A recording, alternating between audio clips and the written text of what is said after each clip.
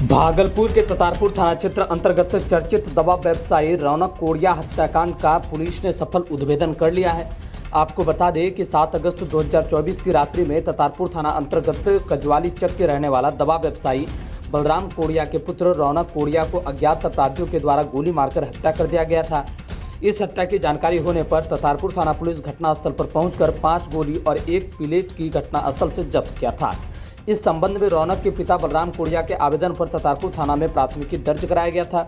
हत्या के बाद से लगातार पुलिस के द्वारा छापेमारी किया जा रहा था। इस पूरे मामले का सफल उद्भेदन करते हुए अमित कुमार सिंह, अजीत कुमार और आलोक राज को गिरफ्तार किया है।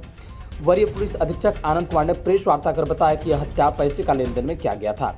मृतक के पिता बलराम कोड़िया को अमित सिंह के पिता के द्वारा 8 लाख दिया गया था। अमित सिंह के द्वारा पैसे के मांगे जाने पर बलराम कोड़िया टाल मटोल एवं गाली गलौज करने लगे तथा दूसरों से भी गाली दिलवाया। इससे आक्रोश में आकर अमित सिंह ने घटना को अंजाम दिया था। एसएसपी ने कहा कि सीसीटीवी फुटेज, तकनीकी साक्ष्य एवं वैज्ञानिक अनुसंधान के आधार पर 10 दिनों के अंदर घटना का सफल उद्भेदन कर लिया है। घटना में प्रयुक्त पिस्टल एवं बुलेट बाइक को भी जब्त कर लिया है। हत्याकांड का सफल उद्भेदन करने वाले पुलिसकर्मी के पुलिस उप महानिरीक्षक के द्वारा 50,000 नगद राशि से पुरस्कारित भी किया जाएगा।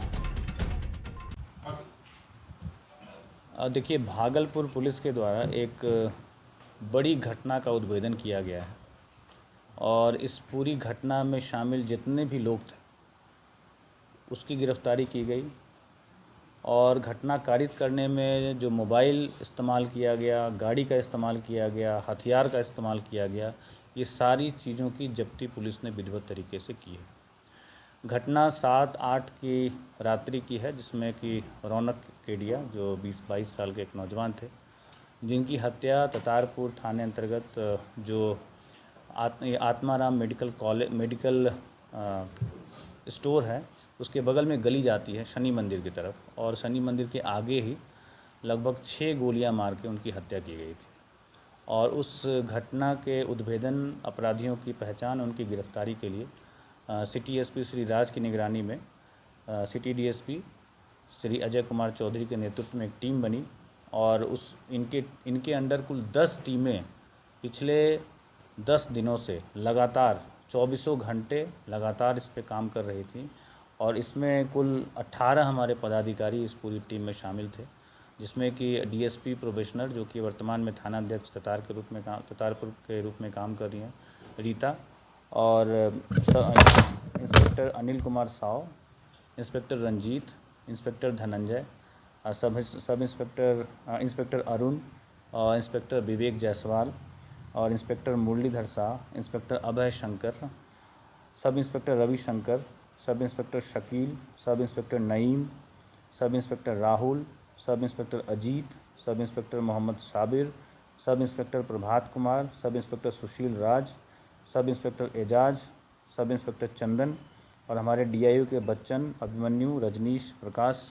ये हमारे डीआईयू की एक टीम थी जो लगातार इन सभी टीमों से संबद्ध थी और काम कर रही थी। इस पूरे उद्भेदन के जो यात्रा रही, इसमें हम लोगों ने करीब 50 के करीब सीसीटीवी कैमरे को खंगाला, 500 से ज़्यादा घंटों के सीसीटीवी फुटेज का अवलोकन किया गया, जिससे कि ये अपराधियों की सटीक पहचान हुई और उसके माध्यम से हम लोग साजिशकर्ता तक पहुँचे और उसके बाद ये पूरे कांड का सफल उद्भेदन किया गया। लगभग 400 नंबरों को के जो आंकड़े थे उनका विश्लेषण हमारी टीम के द्वारा किया गया, जिससे कि हम लोग को बहुत सारे वैज्ञानिक साक्ष्य प्राप्त हुए, जिससे हम लोग को इस पूरे केस को खोलने में मदद मिली। और इस पूरे टीम के द्वारा पिछले 10 दिनों में 3 राज्यों में कुल 23 जगह पे, वेस्ट बंगाल, झारखंड और बिहार, 3 राज्यों में कुल 23 जगह पे छापेमारी की गई।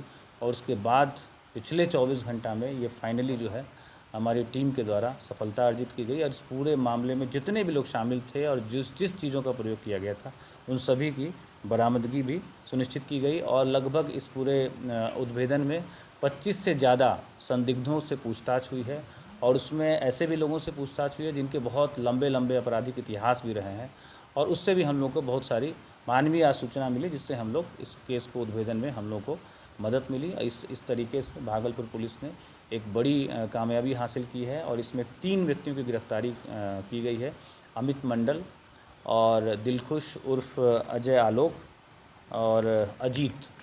और अमित मंडल जो है ततारपुर का ही रहने वाला है, और दिलखुश ग्वार टोली के रहने वाले हैं जुक्सर थाना अंतर्गत, और जो अजीत हैं वो हरिहरपुर एक गांव है जो कजरेली थाना अंतर्गत पड़ता है, वहाँ से गिरफ्तार हुए हैं।